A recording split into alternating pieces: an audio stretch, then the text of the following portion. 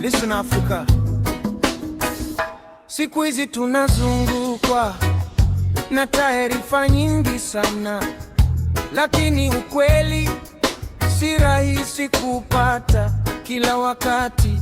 Tuko enzi ambazo siasa na hisia zinaweza kutugawanya kama watu mmoja mmoja, lakini tusisahau jambo moja muhimu sana.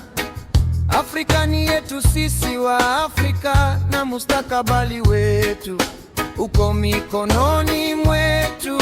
Uongozi si maneno matupu, uongozi ni huduma, ni uwajibikaji, ni haki kwa wananchi.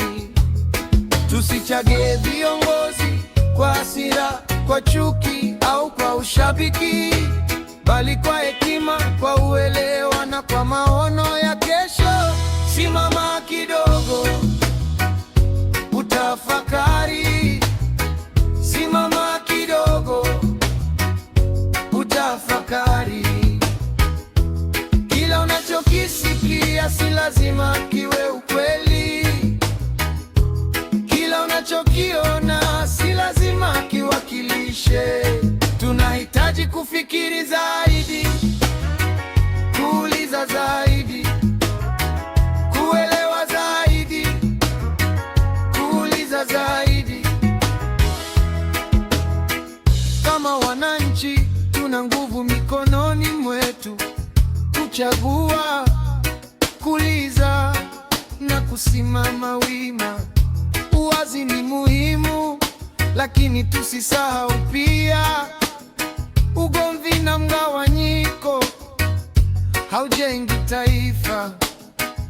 Zinabomoa mioyo ya watu wa kawaida wanaoishi maisha ya kila siku, wanaobeba mzigo wa asubuhi hadi jioni.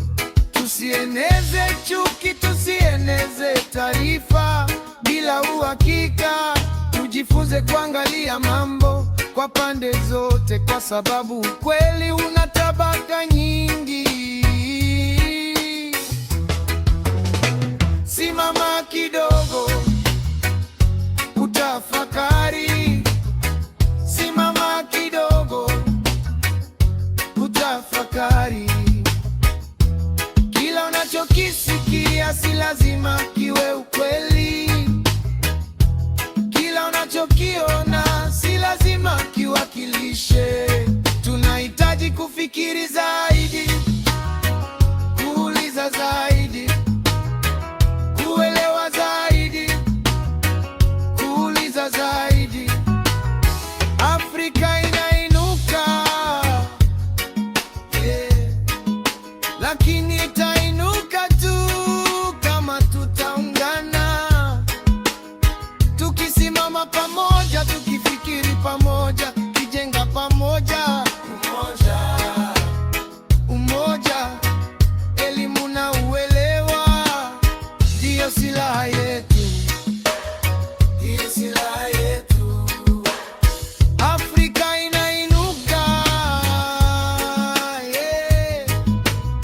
Afrika inainuka, lakini itainuka tu kama tutaungana, tukisimama pamoja, tukifikiri pamoja, tukijenga pamoja.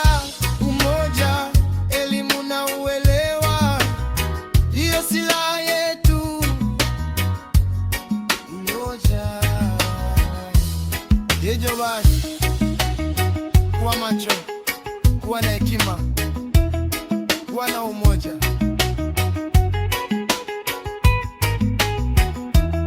Afrika ni yetu na kesho yetu.